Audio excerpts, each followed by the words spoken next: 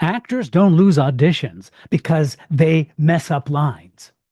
They lose them because of something quieter, what I call apology energy. It's the tone, the posture, the need to explain. And it sends a message you don't want to send. Today, we're breaking down why confidence isn't arrogance, why presence beats perfection, and how to walk into every audition like you belong. Guess what? Because you do. This is Casting Actors Cast. Casting actors cast, what a show! With Jeffrey Dreisbach, we're ready to go. From agents to gigs, learn what you lack. Tune in every week, we're bringing you back.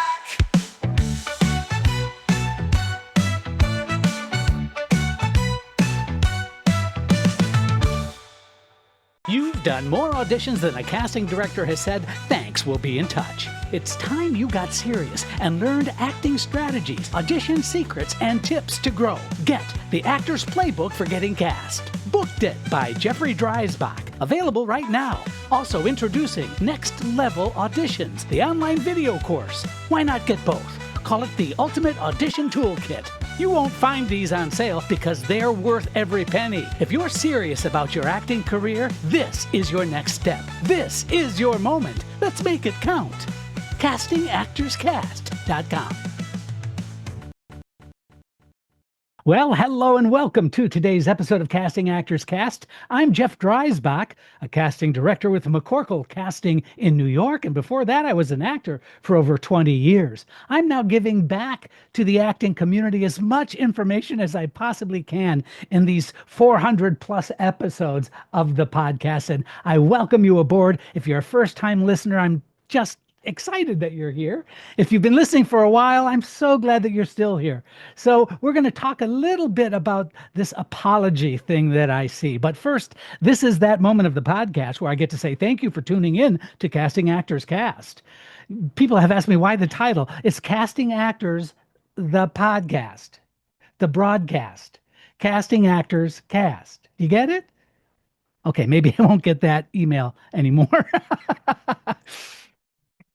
Listen, I invite you to check out the website, castingactorscast, all one word.com. There's a place that says dive into the talent pool, and you leave me your name and your email address. You can leave me a message.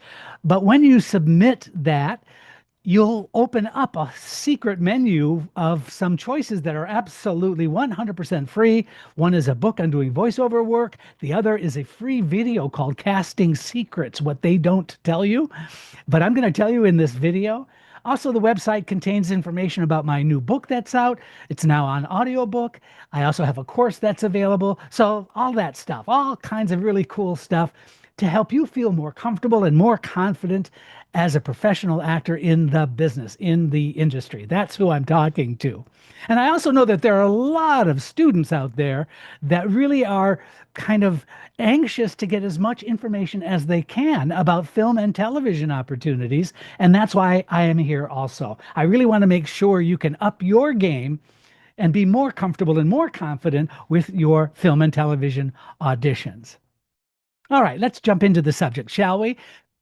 So I have to share this. I am an adjunct at a conservatory, and I love the students there, and the work is really, really exceptional. And it's been just a joy and a privilege to be there. And I don't want to necessarily give them a plug, but I'm happy to do so. The Norwalk Conservatory of the Arts has been just on this successful run of training actors in the profession. Everything from musical theater and dance to acting for the camera and acting in general. So there's a lot of really good students there that I'm thrilled to work with. But I am thinking right now of one particular student who, after almost every time I have a conversation with them, they apologize. Or, God forbid, I give a note, an adjustment for the scene that they're working on camera. It's like their first thing I hear is, I'm sorry. Really? You're sorry for what? I'm just giving you a note. I'm giving you an adjustment. And you know what? I just don't want that to become a habit for anybody. because here's what apology energy feels like. It shows up as, well, sometimes it becomes like nervous laughter. Sometimes I see the apologist kind of over explaining their choices that they've made. You see, what I thought I would do is fill in the blank. And over explaining what their choices were does not necessarily help us in the development of the character in this particular scene. Sometimes apologists' energy ends up as asking permission to restart. Oh, can I start again? There's an interesting psychology about that I haven't quite figured out yet. I think it has a little bit to do with wanting to regain a sense of control, feeling like it's out of your hands the minute you start speaking. But by stopping and restarting, that control functionality kicks back in. And I'm not sure that that's really a useful thing to demonstrate or to experience in an audition. The other thing that I see when people apologize, their posture oftentimes gets very small. It's shrinking posture is what I'll call it. Also, there's this kind of apologetic tone in the voice. There's also minimizing presence. Even a hesitant hi, hello, can signal uncertainty, and uncertainty affects how your work is being received. So, in this podcast, we're going to try to help you through this by talking about the psychology, but also giving you some practical applications for you by the end of this podcast. So, I'm glad you're here. So, why do actors do this? Well, I think one reason why we get a lot of apologies in auditions, especially, sometimes on the set even, but if you've booked the job, that should probably dissipate in my mind a little bit, but it doesn't always do that. But what I think actors do is they simply want to be liked. And by apologizing, there's a sense of humility. And that kind of humility is being perceived as being attractive and being likable. And I have to say, I don't believe that that is the case. I also see that actors want to demonstrate that they're being cooperative when they apologize. And that doesn't really butter the bread. If you want to be cooperative, then just why don't you cooperate? You don't need to apologize about any choices that you make, about any energy that you are demonstrating. Because I know that actors want to be easy to work with.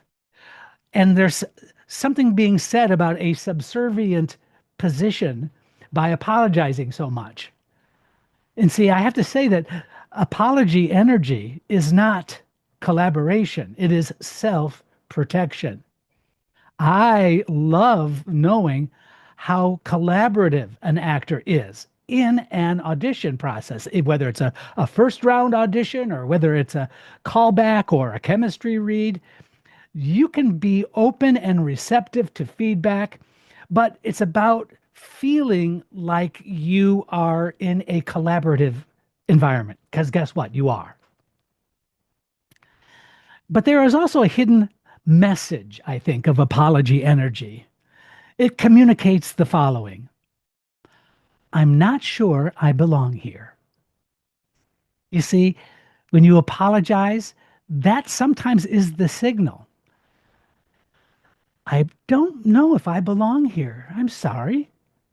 But even when you absolutely do. So casting, I promise you, isn't looking for perfect. We are looking for the following. We're looking for, here it is, prepared. We're looking for present.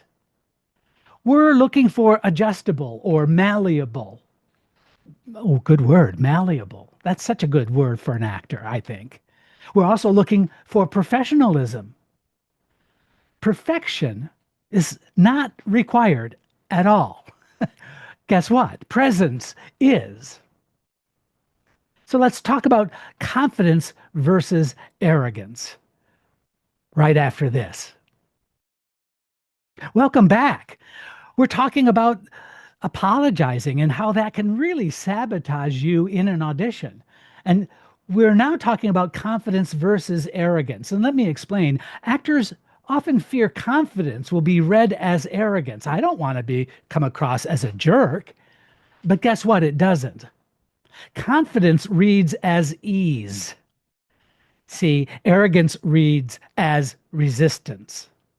So that's a protective element to the personality. That kind of resistance, that's sort of pushing somebody away with an attitude of that I can only describe as unpleasant. That's arrogance. So there is a difference between the two. Confidence and arrogance are not synonymous. So please make that really clear for yourself. Don't worry about whether you're arrogant. If you're open to working in a collaborative environment, you belong. So let's talk about what I call the professional shift. Instead of saying, I'm sorry, why don't you just replace that? It's easy. Just replace it with, let's try that again. See how much more powerful that is.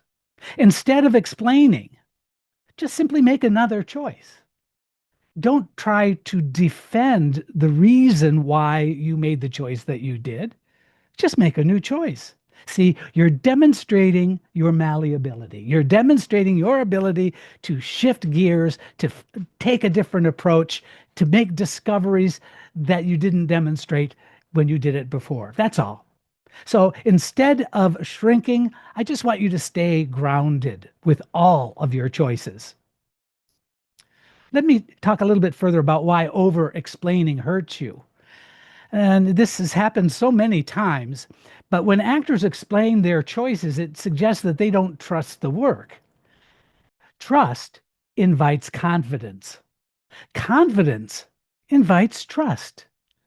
Think about that. It's as simple as that.